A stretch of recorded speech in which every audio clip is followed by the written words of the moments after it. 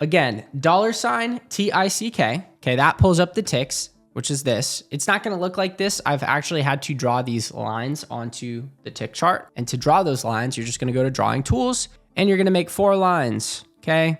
And then you can right click, edit properties. You can make obviously the color blue or red depending on the level. And then you're just going to change the value. You're going to have a positive 600, a positive 1,000, a negative 600, a negative 1,000. So you can see negative 1,000, negative 600, positive 600, positive 1,000. And those lines, those levels, once you do that, they'll just stay on the chart. They'll stay on the ticks. I like looking at a 5-minute time frame. So we're going to be on a 5-day, 5-minute. That lets me look back a bit, obviously, at the last 5 trading days. A 1 minute is just kind of crazy. And, there's going to be a lot of chop on a 1 minute. Really, what we're seeing today and what the ticks are, I guess let's start there. Well, they're our way to gauge the market's fuel tank. Behind the market, there's a bunch of traders, right? It's me, you, hedge funds, institutions, retail, and everyone that is actually, moving the market. Well, some people are more one-sided than others. Some are neutral. There's a lot of buying going on, a lot of selling going on. There's directional bets. There's a lot of different ways to trade. But essentially what this does is it kind of just cuts out all the noise. So instead of looking at SPY, QQQ, IWM, looking at individual names, maybe our big names like Apple, we're able to just look at the ticks. And what the ticks do, well, they show us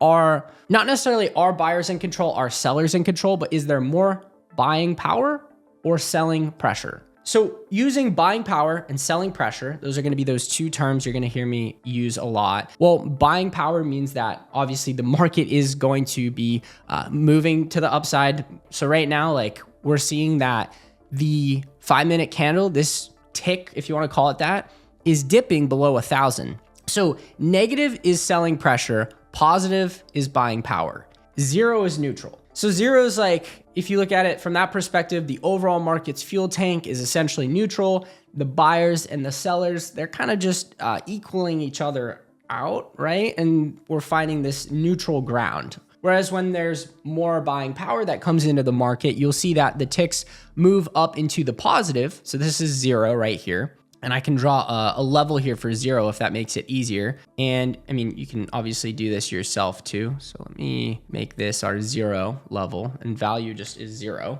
So this is going to be neutral. Maybe we'll make it yellow. So this means that the overall market's fuel tank is neutral.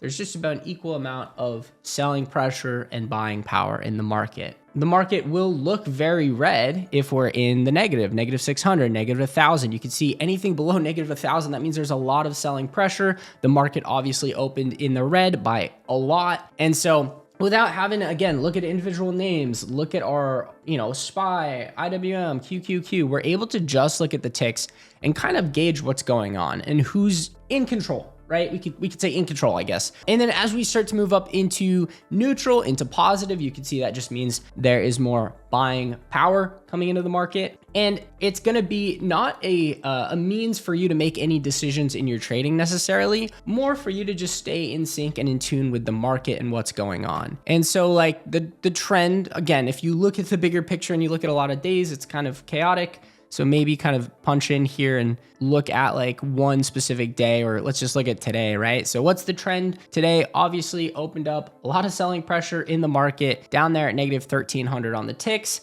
have, progress off of that really quickly, essentially just had one 5-minute below negative 1,000. Since then recovered below negative 1,000. You can see negative 600. We've worked up there, but have not been able to hold the neutral ground. So essentially sellers are stronger. There's more selling pressure in the market today than buying power. But overall, I'm seeing higher highs on the ticks. I'm seeing these candles work their way from the bottom left to top right, obviously, right? That's pretty clear there, right? We're not making any lower lows. It seems like we are starting to tick higher. That means that there is an amount of buying power that is coming into the market. So buyers are stepping in. They're becoming a little more prominent.